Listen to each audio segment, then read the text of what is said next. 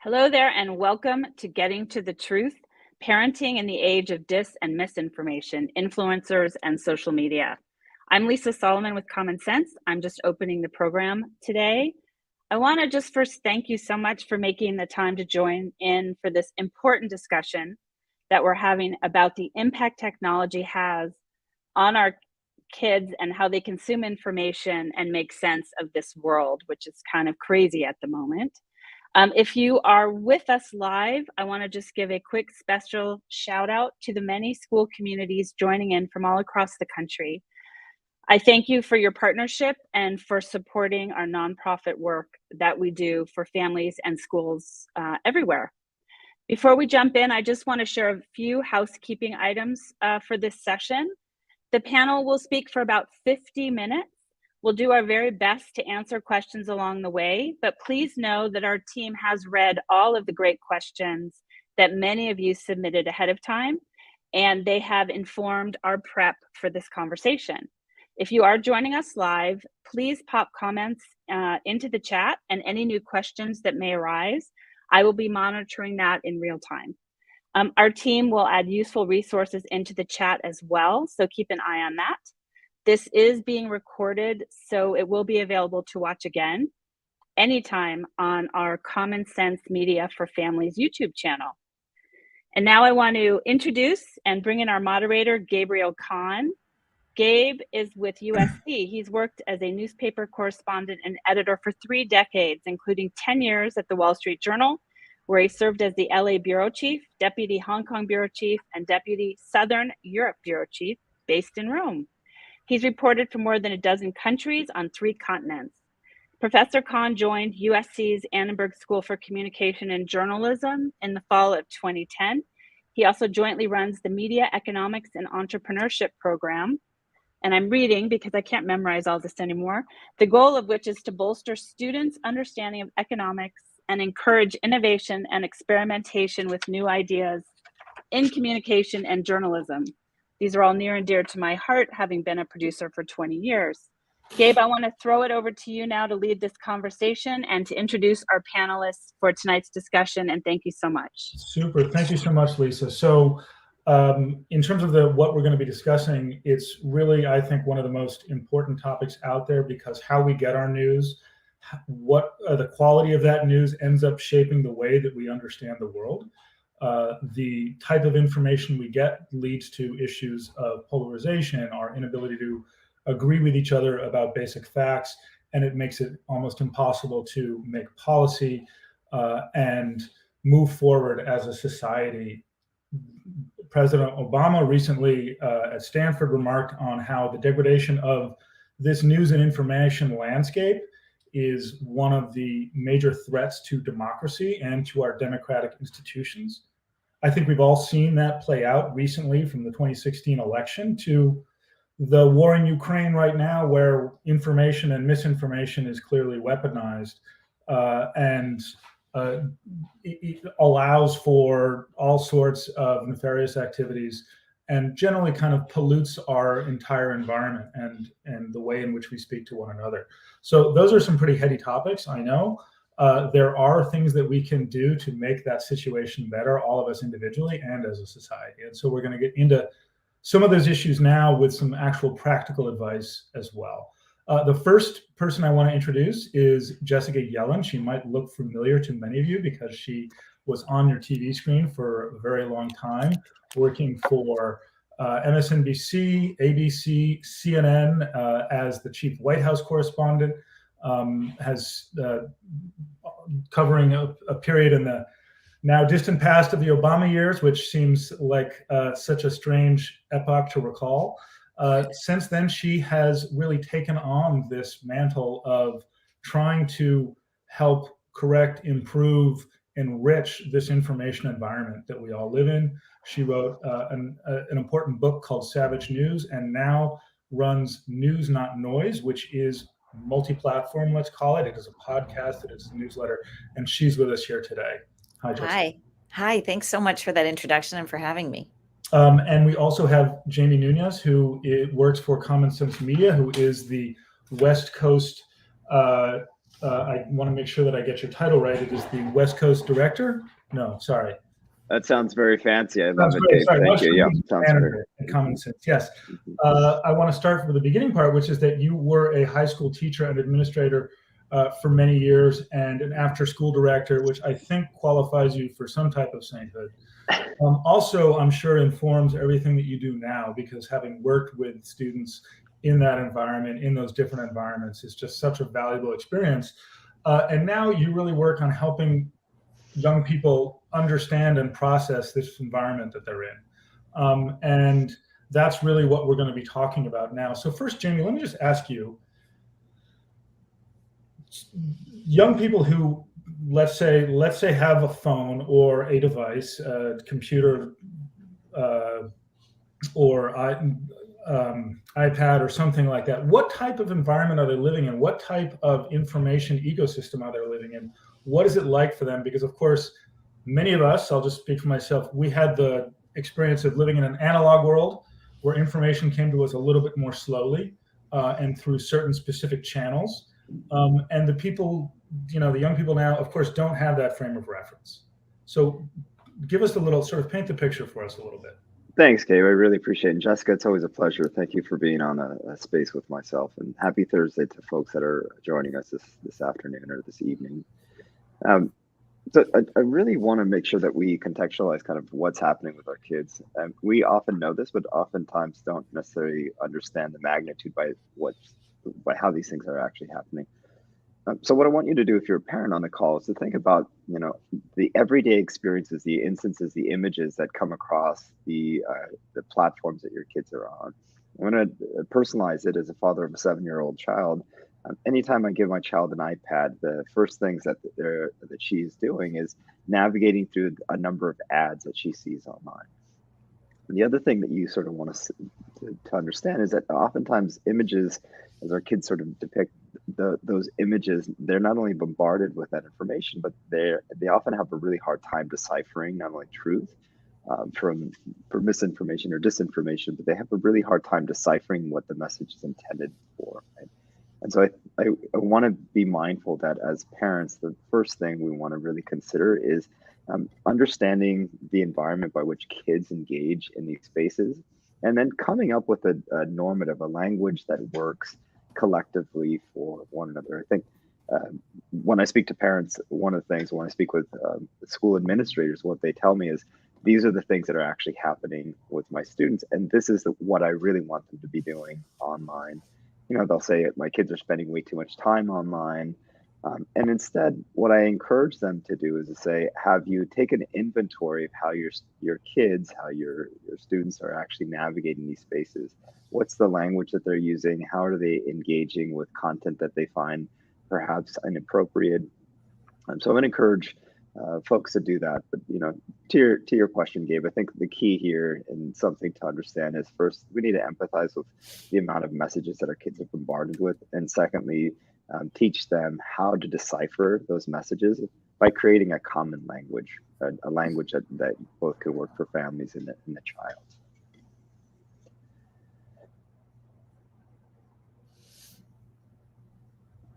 And I love your nonverbals, Gabe, but I'm going to kindly say feel free to unmute. No, it looks good though. I appreciate it. As a parent of two teens, I think the telling your child that you're spending too much time on the phone doesn't get you very far. But again, sort of talking to them and say, listen, can we explore this? Do you, as you said, inventory, which is essential, right? Because that phone also collects data on us and makes some of that data available to us, so that you can actually see, well, this is the amount of time I spent on these different apps. This is the total amount of time I've spent this week as compared to last week.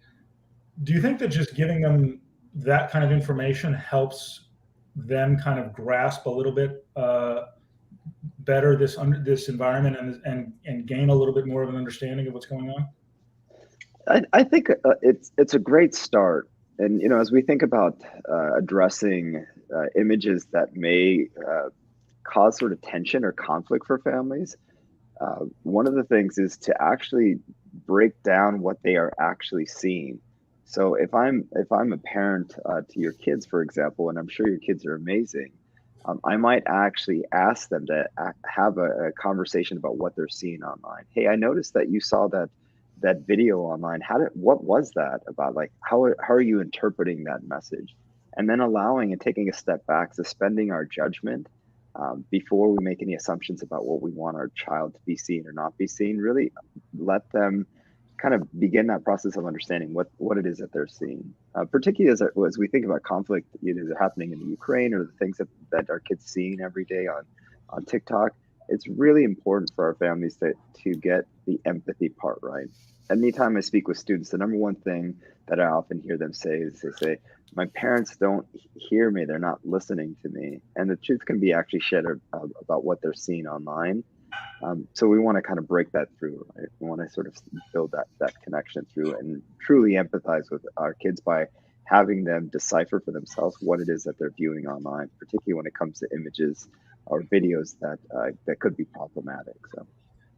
So Jessica, I want to ask you about that too. But first, I want to sort of establish as a baseline, as a journalist, can you just talk about how you vet information, how you verify information, and how that works online for you, and how it works also in your professional life as a journalist? Sure.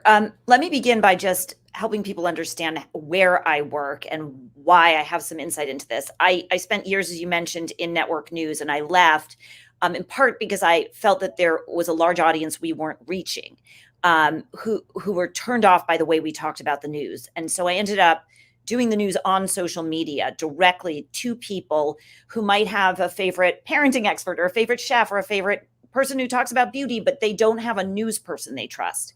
And my idea was to go directly to people. And so I hear a lot from the audience, and I hear a lot from both parents and younger people.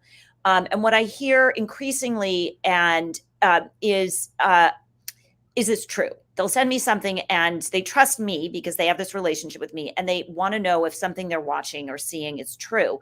And I've observed that where we are today, this is true of parents and very true of young people, is that they're trained to be skeptical. We've taught them to be critical thinkers about the media and wonder what's true or not true without enabling them, giving them the discernment and tools to determine for themselves what is true, and how that they have the ability to investigate that on their own.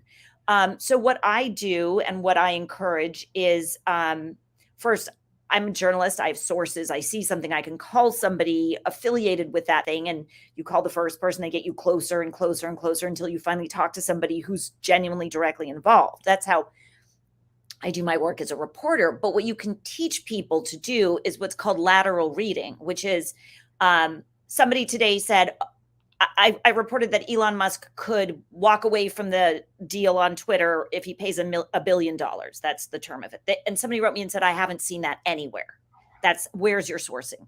So I said to them, instead of giving them a link, I said, Google these words and Google any combination of those words and see what comes up for you. And you tell people to check other sources and see how often this appears. But what we have to do first is establish for them what are reliable sources. And where do you trust information? Where do you not trust information? And I think that's an appropriate role for parents, to be honest, and possibly for schools. I want to make an important point right there that you said reliable information, right? So even understanding the source of the information is something that in the current, let's say, news consuming environment, which involves a lot of thumb scrolling, et cetera, is not really conducive to figuring out where the information comes from, right? You're looking at a stream or river of information from a whole variety of sources. You're not picking up a newspaper with its masthead on the top and everything else. And it's very difficult to sort of, again, you can have something from The Onion next to something from the Financial Times, et cetera, and it's difficult to sort of ferret those out. Jamie, do you have any just sort of thoughts or tools about how you can get to that source or evaluate that source for young people who are doing sometimes this with two screens in front of them? Yeah, certainly. And I just really want to echo what Jessica said. I think she's spot on. So I see it in three ways. The first is having a model for families and kids to think about when they're viewing media, what we are currently seeing, and perhaps an invitation to think differently. And typically what we see is the child will look at a particular incident, something that has happened to them. The grocery stores are completely empty. And then they'll record that instance.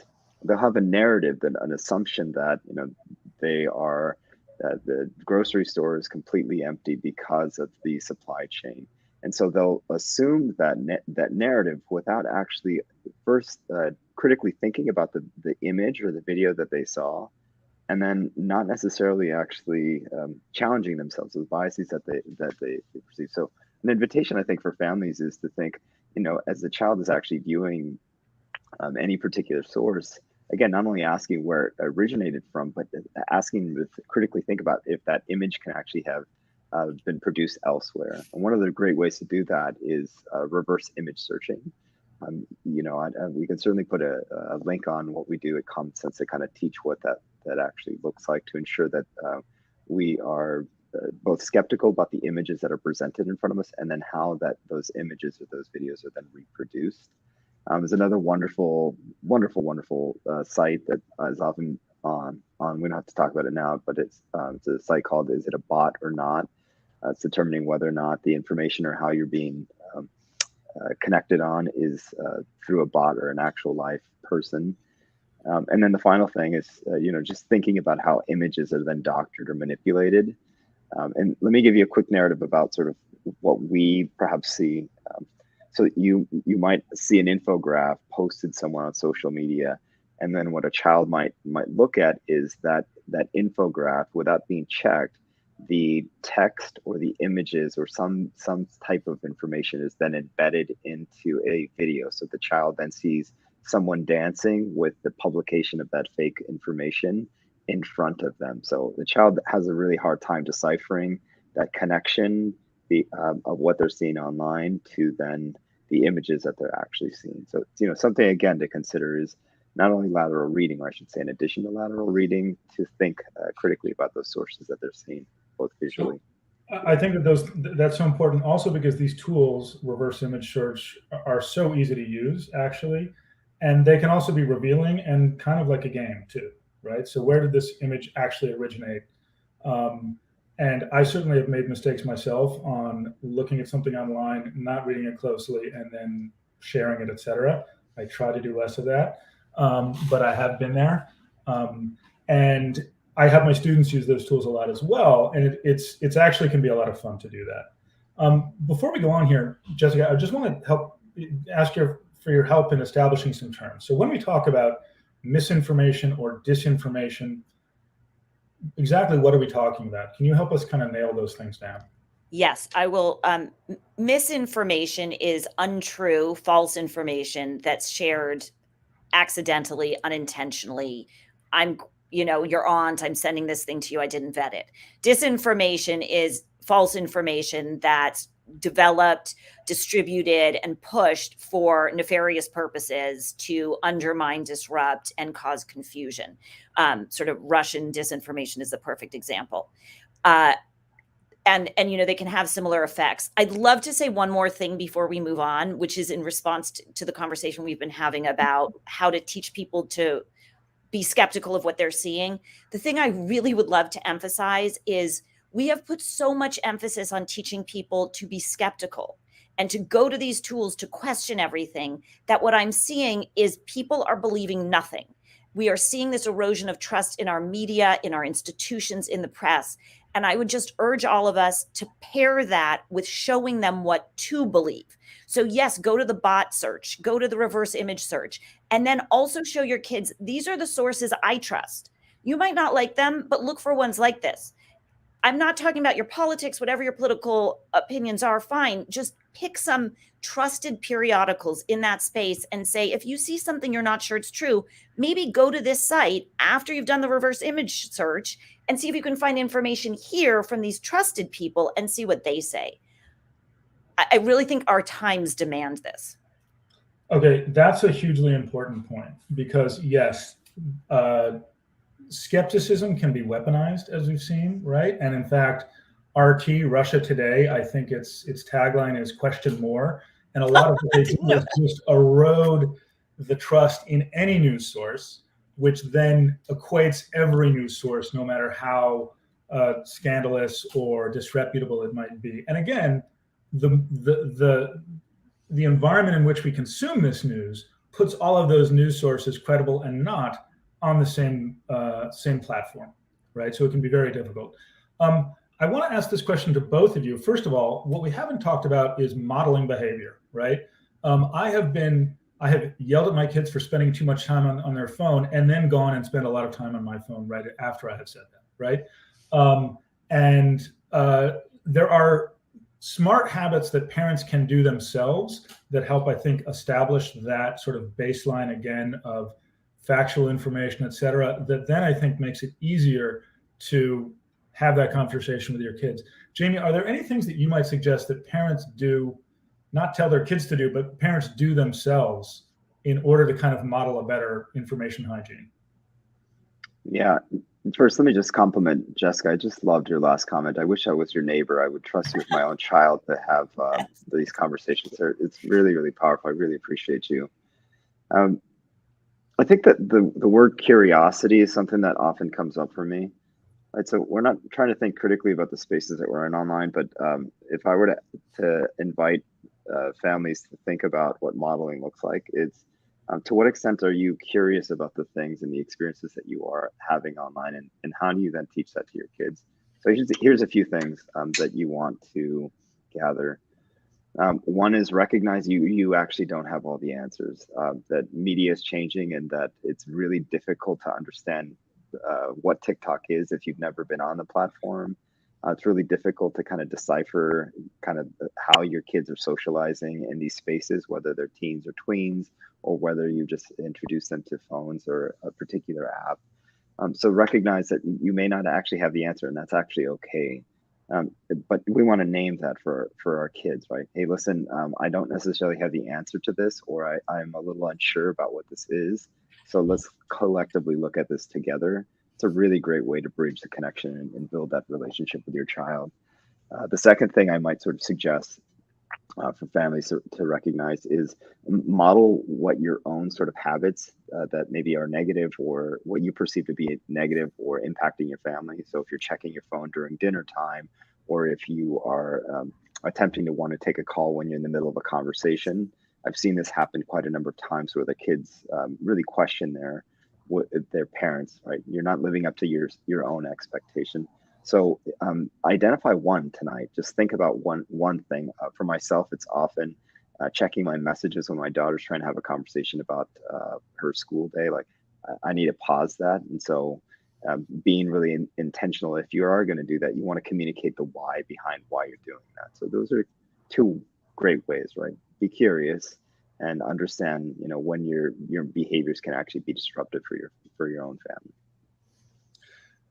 Jessica, I want to follow up on this notion of curiosity, because I think that's also sort of the through line of the way that the podcast works, right? And the way that you are willing to halt conversations, offer up definitions, explore, kind of do that. And I'm just curious if, in terms of, again, modeling this behavior or your own news consumption habits, what lessons are there, or what practices you think that you have that would be sort of useful? I give my audience, I propose to them a news diet that has a few components. One is decide your sources that you trust in advance. These are the sources I'm going to check regularly for my news and information. 2, turn off the notifications on your phone for news. I'm a journalist. I need to know things the minute they happen. You don't. If explosion happened across the world and you're in a meeting, you don't need to know it right then. And it causes anxiety and little bursts of trauma, and it's disruptive. 3 is pick times of the day you check for news information or check social media, and try to hold to those. So, the breakfast, the lunch, the after dinner, maybe, and you go to your chosen sources. Try to set an amount of time you're going to spend on the news. This was especially true at the beginning of COVID or at the beginning of the Ukraine war, when everybody's in the story and you can just go in the rabbit hole and get deep. If you intentionally decide these things in advance, it helps you create boundaries so that you don't find yourself in some Twitter rabbit hole reading some random thing about people dying in the middle of your day. And then when I'm done with the news, if it's been traumatic, upsetting stuff, I put my phone down, I close my eyes. I actually close my eyes and I say to myself, that is the news. This is me. And you give yourself this separation from those events, and you remind your mind and body to be centered and present here. And sometimes if you're really wound up, and I have a lot of people in my audience who get very upset because of the kids in Ukraine or whatever it is, I say, take off your shoes and walk in some grass, or walk somewhere where your feet touch the ground. It will make you feel grounded. And this is crucial because we are so frequently traumatized by what we're reading and hearing in the news. It actually numbs us to the trauma at some point. It makes us feel like we don't have agency, we can't take action. And so it's not only okay to take breaks from the trauma of the news, you're doing a good thing for yourself and your ability to fix the world if you ensure that you do that, and you're modeling good behavior for your kids too. Having that moment of separation, I totally agree with you. That is so essential for our own mental health. You brought up two things that I want to just unpack for a moment. One is, again, have the sources of news that you trust, right? Let's know who they are, et cetera. And the other one was the reference to a news diet. Understand your news diet. I really think it's helpful when we think about this in terms of diet, because to me, the analogy really works. If you put junk food in your body all day long, there will be consequences. And the same happens with junky information. The problem we have is much like junk food, which is that bad information is free, quality information costs more, right? So the incentive structure is all off. And it is like walking into the supermarket and seeing the giant case of potato chips, or worse, with bright packaging in front of you. It's not that different with information, right? One thing that you just said about knowing the sources that you trust implies that the news consumer, are going to go to those sources. That is not how most people consume news. Most people consume news because it has been chosen for them and fed to them while they are on a different platform, a different app, and that matchmaking is done by the algorithm, right? Which is done by an algorithm whose goal is to keep you engaged with that platform for longer. So, Jamie, I'm just if you can help us understand how kids interact with that algorithm in ways that they might not understand, or what we should be aware of when news is being fed to us, not because we sought it out, not because it's from a source that we trust, but because it is simply being served to us by something else. Yeah, explain algorithms in less than 5. This is good, Gabe. This is really great. Hopefully you'll send me a chocolate bar after that question. This is wonderful. Let me try to explain it for families in a sort of a simple way, I think. So let's take a popular app that kids, tweens might be on. Many of us potentially know. Let's take Instagram, for example. Let's kind of then understand what Instagram refers to as this scores of interest. It's essentially 4 factors or ways or influences that where a message would then be shared on any given post. The first thing we want to kind of know is, as you scroll through your feed, we want to kind of know an information about the post itself, right? Like, when was this video posted? How many likes does it have? Some of the superficial information.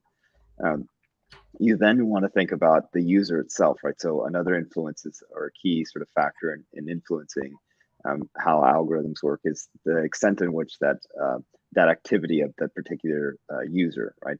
How often do they tend to watch these videos? What type of content do they typically engage with? And then the final thing is they want to kind of understand your history, your patterns, the likelihood that you will click on that particular post. Do you then typically comment on a post like this, an image this way? What does that actually look like?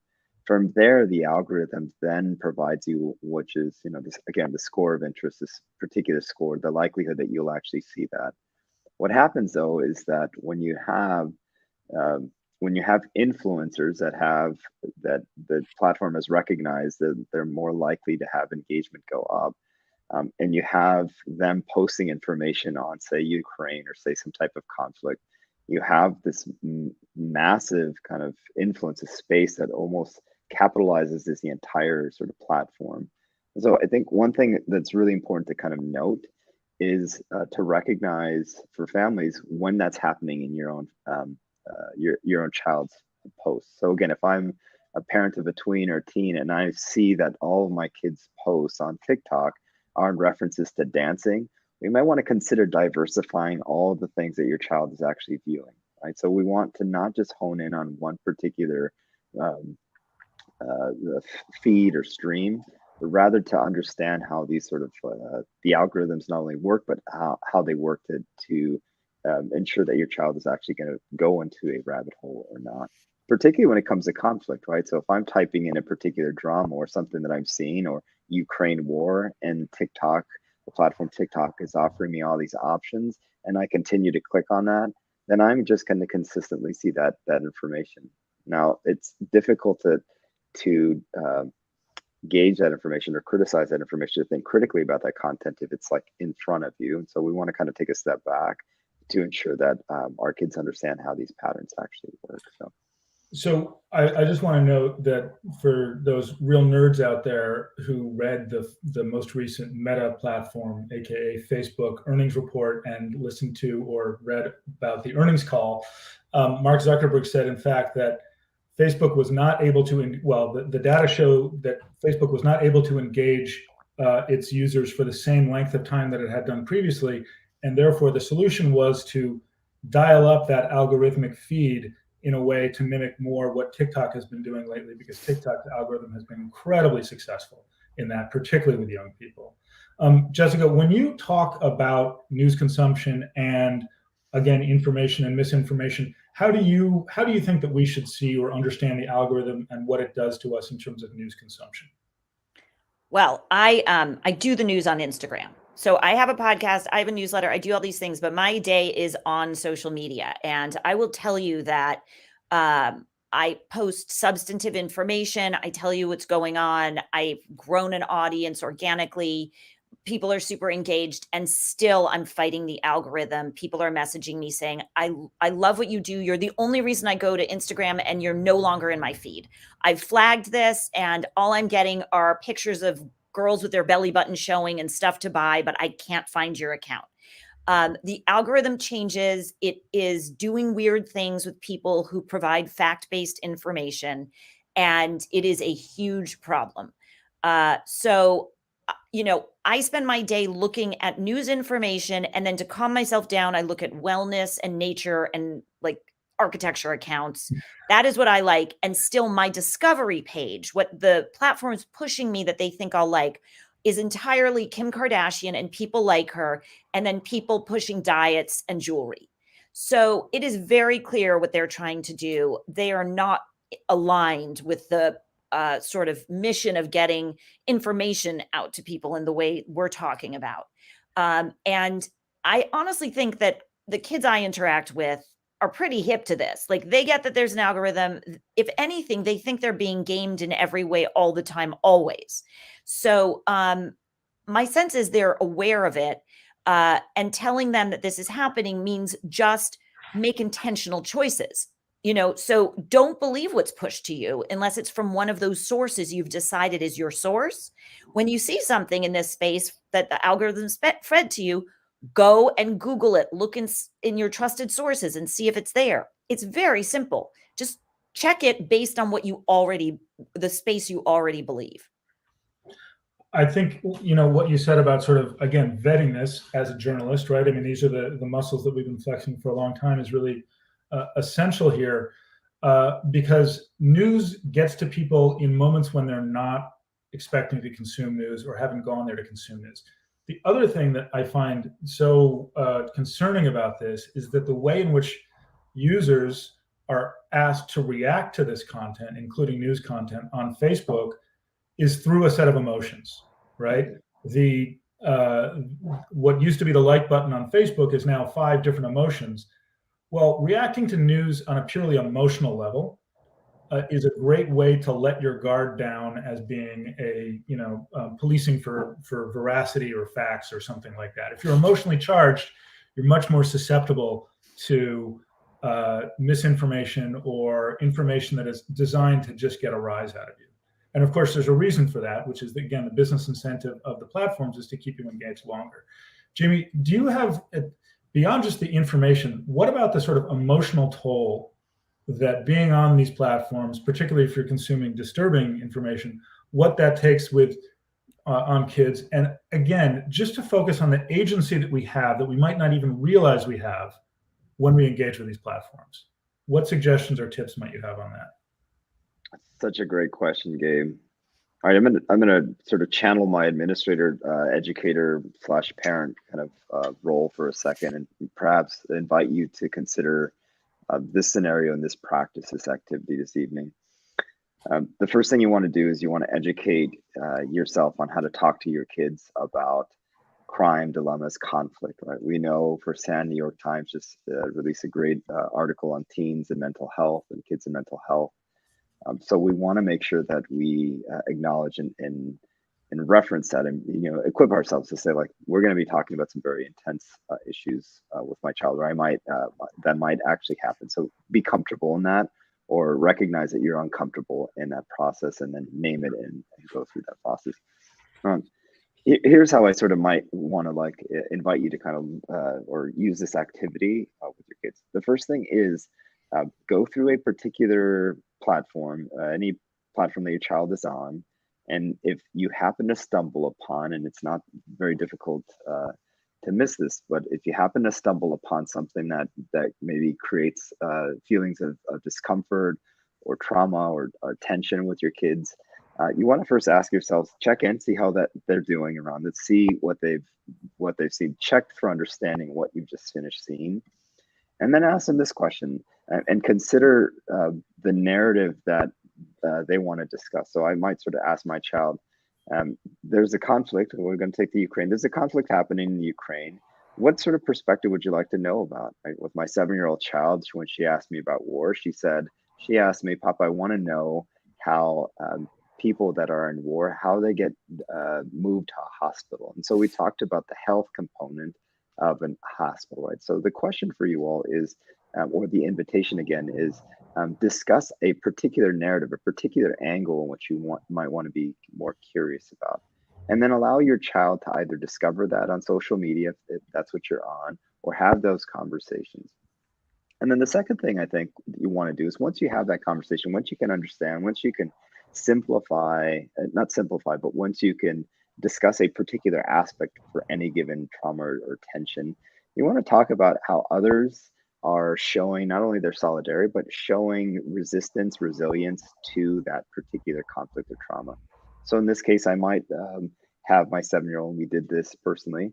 When we talked about hospitals, we talked about the challenges, but we honed in on videos that showed what hospital transportation is like around the world. We weren't able to see any sort of hospital trauma happening in this particular area, but my 7-year-old was extremely curious about this particular aspect. And so we shared ways in which that was already happening, and which ways people showcase their transportation to this particular field. My point in all this is this: once you can understand and be comfortable talking about dilemmas with your kids, and once you're able to pivot the conversation to only talk about a specific narrative, your child will feel more connected to that space, right? And then the final thing, again, as I mentioned, is being able to look at media or these images and asking questions around how others are showing solidarity, resilience, support for any given trauma that they're seeing.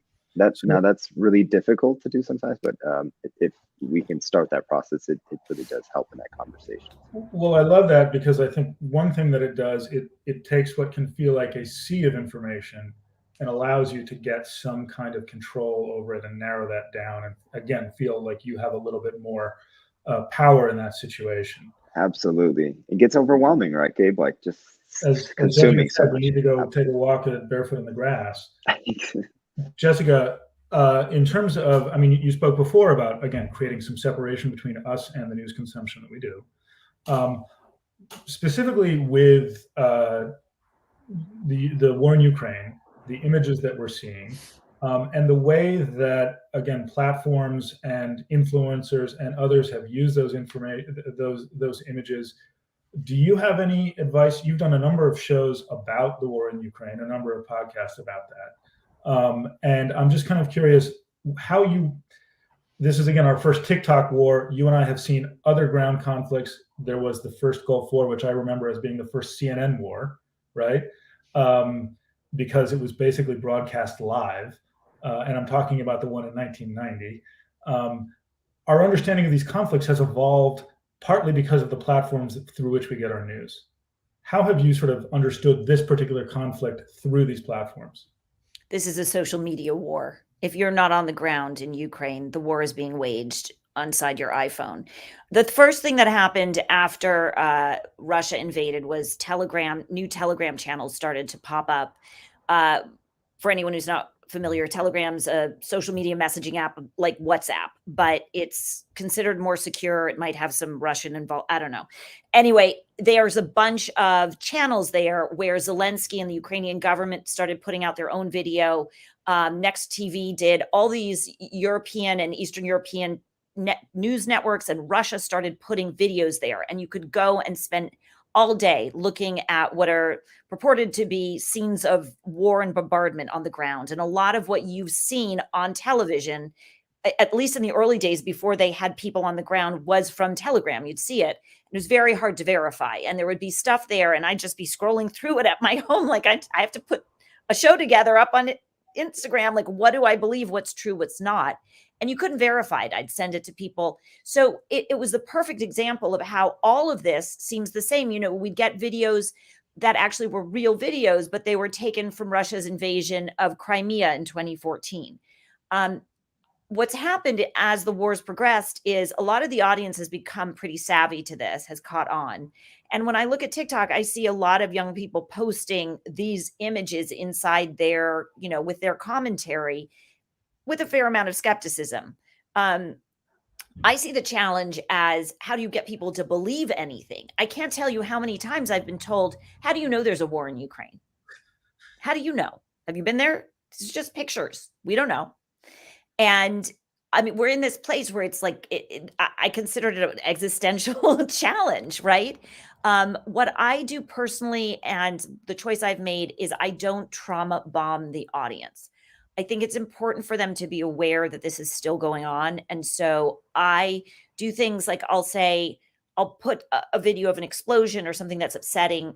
I'll put it up on Instagram with I'll cover the image, the first image, with a trigger warning or a content warning. And I say, this is a very upsetting series of images about children being attacked. You can look away now if you want to. There's information about it below you can read. And you give people ample warning and time to look away so they're not unnecessarily traumatized. Some people want to see it. And so you warn them in advance, and then they make the choice. And there are a lot of people who would have been more traumatized watching it without the warning than they are thinking, I'm prepared. I've made the choice to see it. Now I'm going to see it. And I think that's something we can do in social media in a way they don't do on TV news. So, I mean, there's a lot to that answer. I think we have a challenge in veracity, right? Getting to know what is true, and then sort of mitigating the shock of getting bombarded with these images all day, because, like I said, trauma bombing people makes them feel incapable of taking action. Incapable of taking action. That's such an important point, because I feel like so much of that is reinforced, yet there is so much action we can take. There is so much control we can have over this situation. And both of you have brought up, you know, essential points about that, from right-sizing the conversation about what we're looking at, to putting the phone down, to turning off your notifications. I haven't gotten there yet. I still get that dopamine hit when I do see a news alert. One thing that I've done with my students at the university level is I have them keep a 24-hour diary at 15-minute intervals of everything that they consume and where they've consumed it and how they got there and then what they've done with it. This is a graded assignment, so they actually sort of have to do it. And then I ask them to reflect on it. One thing that I think is so important is, again, once we reflect on our news consumption and our media consumption And when we have the data there to help, guide this, it is, again, like a diet. I didn't have much to eat. Why am I, why is this happening? When you actually write down what you eat, you realize that maybe you had more than you like to believe. Same thing with media. That then we can sort of start to gain some control over this. Jamie, any other sort of last points about what we can do to be proactive in this environment? Yeah, oftentimes around this time when I'm presenting, it's just time to take a breath for a second.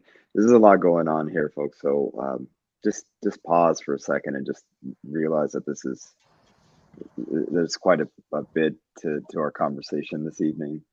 But really what I want you to consider is how that actually looks and what that feels like for your kids. So after you pause, take a moment to just affirm your kids for just being in these spaces. That's probably the biggest sort of takeaway, which is understanding that our kids are also navigating these spaces and that we can collectively affirm one another's sort of process or connection in this piece. The second, I think, and I don't know if I'm answering your question directly, Gabe, but we want to be able, and I can't stress this enough, we want to still be able to teach our kids how to deconstruct messages around conflict. So I think in order to do that, we need to be able to not expose our kids to images depicting a war, but we need to be able to have a conversation, a broader conversation with our kids about what they're seeing online. So whatever that looks like for you, it's critical and key to feel comfortable in that particular space. And then I would probably, if I were to kind of have one sort of aha moment for me, which would be this, consider looking for content that not only affirms what you want your child to be looking at, but attempts by social media influencers, by people attempting to have conversations around solidarity or connection or support. This can look anything from, how do people donate to a particular cause if there's conflict? How are people showing support for something, right? So being able to be proactive about viewing those images that reinforce something that you want, the values that you would like your child to be seeing when they are looking at media content. One of the great promises of the internet, the early internet, was that it was actually going to give some of that agency to the consumer, right? And that it wasn't just going to be a one-way traffic of information on down. And you're right, there are plenty of tools out there that can allow us to be part of this, that can make us feel that we have had an impact, and allow us to participate. Jessica, from the topics of your shows and the guests that you've interviewed, you've also interviewed people who really do take an active role in the media environment or in these difficult situations, et cetera. Is there anything that you would want to kind of convey about different ways in which people can use these same platforms to reinforce something that is positive or meaningful to them? Yeah, I think that it's about exercising agency instead of, we know the algorithm's pushing stuff to us. So go and search for the things you like and the people you trust and want. On my account, for example, I post news stories, and in every story I post, I include a link to a trusted source. So I'm showing you who and what I trust, and you can go there to find more information. I think I would look for more places that do that. When you're working with kids who, especially in these times when we're in time of war and crisis, one of the learnings I've had from my audience, and I think it works with kids especially well, is to ask them first what they know and understand before you jump in and explain everything. Because it's possible that they're asking you a question about, I don't know, some nuclear threat, but they're not actually they're not really worried about nuclear war. They just heard some word and they just want it explained. And you come in with your anxieties about nuclear war and dump it on them. And now they're bearing this burden. So it's helpful to understand first where they're coming from and then help answer the questions they're asking. I also find defining terms incredibly useful. So if they come with questions and there's a full sentence of lingo ask, do you know what that word means? Because breaking down the words helps them understand. The most important thing with social media is check it. You find something on social media, do not believe it just because it was sent to you by somebody who's got a great account.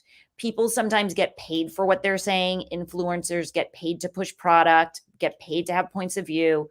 A lot of them do. I don't, a lot do. And so again, you have these trusted sources. When you learn something there, verify it separately. That's a skill that will be useful whether they're operating in social media, in conversation, or in their business life as adults. So they may as well learn it now. The definition component of this, I think, is so important because, yes, that also breaks down the conversation, makes it more manageable. And oftentimes that's where the meaning emerges and the emotion dissipates, right? Once we've made that, there can be words that can be scary and scary to some people, but not to other people. And yet the meaning of those words is often distorted. The way in which something like critical race theory is thrown around in conversations and in places makes it sound like something, absolutely terrifying. Understanding the origin of it, the way in which it first appeared in the lexicon, the way in which it's applied, makes it clear that it is not part of a kindergarten curriculum, and defangs it a bit, right? We don't have too much time left, and this is, of course, a topic that we could spend a long time on. And again, it's a learning process too. These are practices that I think that we're all trying to perfect for ourselves and evolve over time. With each new update of an iPhone or something like that, we've got to kind of understand what functionality has been put before us and what that requires of us. One issue that I talk about with my students is this concept of civic media, which I'll just very quickly give a definition of now, right? Which is basically, how do we use this media? How does our role in this media help foster connection? How does it help foster understanding and empathy? And a lot of that means, like, how do I show up to something, right? What kind of comments am I putting out there? Who am I engaging with? In what way am I engaging with them? That also can be empowering, and it can pay it forward in a way that it can lead to better responses that people get back, right? When you're showing that kindness to others. And that's also something to keep in mind as well in terms of agency. Jamie, I want to give you sort of a last chance, and then Jessica too, to sort of, what would you want to leave people with? What other kind of point or takeaway do you think is the most important thing that we should walk out of here with, even if it's something that just leads us to more resources or more questions or something like that? We certainly don't want to put a plug in for common sense, but I think if hopefully that's already part of the Chiron here. Part of the through line here, I do encourage families to just become a little educated on, or more equipped to kind of talking about these issues. I think, I guess I'll just close with a personal story, and that is, I think sometimes being in the field so much and talking with educators and parents every day, I think the sense that I get, and maybe the assurance that I can give you this evening, is to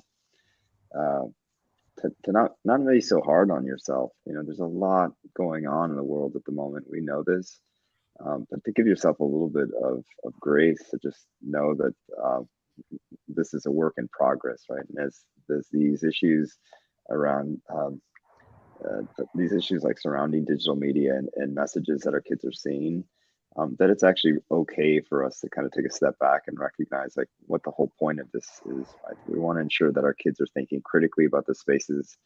We want to ensure that they're building, to Gabe's point, building connections with others. And finally, I think the most important is that they're taking action, that they see something and they're just not passively consuming content or messages. We don't want to desensitize our kids. And I think probably the biggest takeaway that I might be able to share is, start with, at home, what are the values that you want your child to be sharing around the world, and name them. Be very explicit about what it is that you're trying to do when you're educating your kids around the world around them when they see that on media. So. I love that. I mean, really speaking your values, just putting a name on them, defining them, and really helps make them more present as well. Jessica, this is an ongoing work for you. This is in many ways sort of at the heart of News Not Noise. what would you like us to sort of take away from this conversation and think about where we can bring it forward? Great. Well, first of all, I'll tell you, you can find my work on social media at Jessica Yellen. So you just search my name and you can see how I kind of go about doing the news, which is something we can all consider doing, sharing factual information that's checked. I put a point on two things. One, I'll touch on outrage and then on trust. We're living in a moment where, because of social media and how the algorithms are structured to favor the most extreme voices, where anger seems to get more engagement than anything else, and because our political environment was also shaped that way over the last few years, in part because cable news also found that outrage gets more eyeballs for a longer time than other things. Kids are growing up at a moment when political conversation, public conversation, caring about the world looks like outrage. And there is not a lot of healthy modeling of calm conversation or even agreement across the aisle. There are people who disagree on 5 things who agree on the 6th, but we never see that highlighted because that's not going to get the eyeballs. So as parents, as you're making choices about how to raise responsible adults who can actually run a functioning society, that is crucial. It is really helpful if you can help check that instinct to just always be outraged in yourself and find moments to highlight to them, here's someone I disagree with on a lot, but I totally agree and I endorse that. That's nice. That's one. 2 is this thing I've been saying a lot, which is we are teaching kids how to be skeptical, but I am not confident we're teaching them enough how and when to trust. And if we have only outrage and only distrust, we don't have democracy, because you need cooperation and consensus across disagreements to work together and function. So again, it's both teaching them, it's not just outrage, and here's how you discern what to believe. Those 2 things can help get us out of this sort of polarized, these silos we're living in, and hopefully get beyond this kind of conflict-based moment. Modeling trust. I love that. That's very good. Thank you both so much. And Lisa, I want to bring you back into the conversation. I've really enjoyed speaking with you all. And I hope that our audience also found it useful. Lisa, please take us home here. I just really wanted to thank all of you, Gabriel, Jamie, and Jessica, for your time, your expertise. You've given us all so much to chew on. I'm definitely going to go outside and walk in the grass. And I want to thank you all who are watching today or will be watching later when it's up on our YouTube channel, for giving us an hour out of your busy day. I hope we've met your goal of providing you with practical guidance to help you parent around media and technology, which is an ongoing moving target that we're always trying to stay on top of in a smart and rational way. Please do consider consulting Common Sense Media for resources and answers about raising kids in our connected world. We have a great newsletter. I put it in the chat that you can sign up for. It's free. And keep in mind, we're a nonprofit, so consider a donation in any amount to help us do what we do for our advocacy and with schools and families all around the country. So thank you so much. Have a great evening, and we'll see you next time.